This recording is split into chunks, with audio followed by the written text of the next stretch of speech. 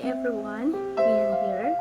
Our Bible verse for today is Habakkuk 1 verse 12 to 13. Ang sabi dito sa Tagalog, sinabi ni Habakkuk, "O Panginoon, kayo ay Diyos mula sa panahon.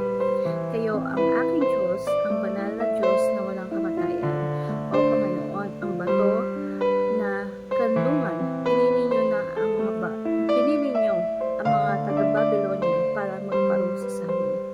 Dahil banal kayo, hindi niyo maitiis ang tingnan ang kasamaan at kaguluhan. Pero bakit niyo hinayaan ang mga traidor na taga-Babylonia na gawin ito sa amin? Bakit ninyo hinayaang magpalupitan ang mga taong hindi gaano masama kung ihahambing sa kanila?" So, our Bible teaching for today is God does not tolerate evil. The moment na gumagawa tayo ng kasalanan, hindi natin ginagawa yon na nakatalikod yung ating Panginoon Diyos. Ginagawa natin yon na andyan yung presence ni God. Ginagawa natin yung kasalanan na yon na nakaharap mismo yung ating Panginoon Diyos. And God will not tolerate that evil thing na meron tayo. So, mahaba yung pasensya ng ating Panginoon Diyos. Pero, minsan may nagsasabi, pero bakit ang daming masasama sa mundo? Bakit hindi pinaparusahan? Akala lang natin yon. Pero the moment na maubos yung pasensya ng ating Panginoon Diyos, like, merong hourglass na tinatawag na kapag naubos yung time frame na pasensya ng Diyos sa isang tao, dumarating ang point talaga na pinapalo tayo ng Diyos. Pinapalo ng Diyos yung mga makakasalanan. Maaaring hindi natin nakikita yon, pero sa kabilang buhay, nakalaan yun sa kanila.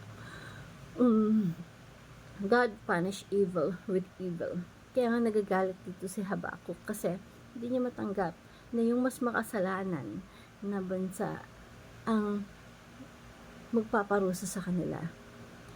Pero gagamitin ng Panginoon Diyos ang kasalanan laban sa kasalanan. Yun yung gagamitin niya na sa kasalanan natin, dun parurusahan niya tayo mismo sa kasalanan din. Mahirap yung tanggapin, pero ganun talaga. So, kung ayaw natin mangyari yan sa buhay natin, huwag tayong gumawa ng kasalanan. Diba? God ordained the defeat of evil. So,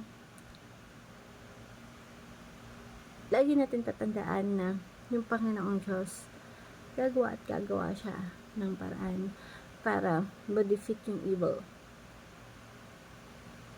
sa buhay natin.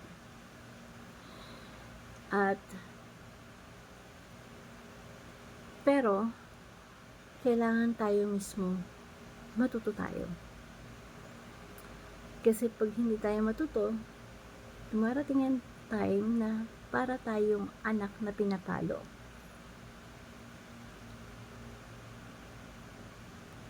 So, do not tolerate evil sa buhay mo. Kung ayaw mo na ang Diyos mismo dumating sa panahon na siya yung magto-tolerate ng evil sa buhay natin.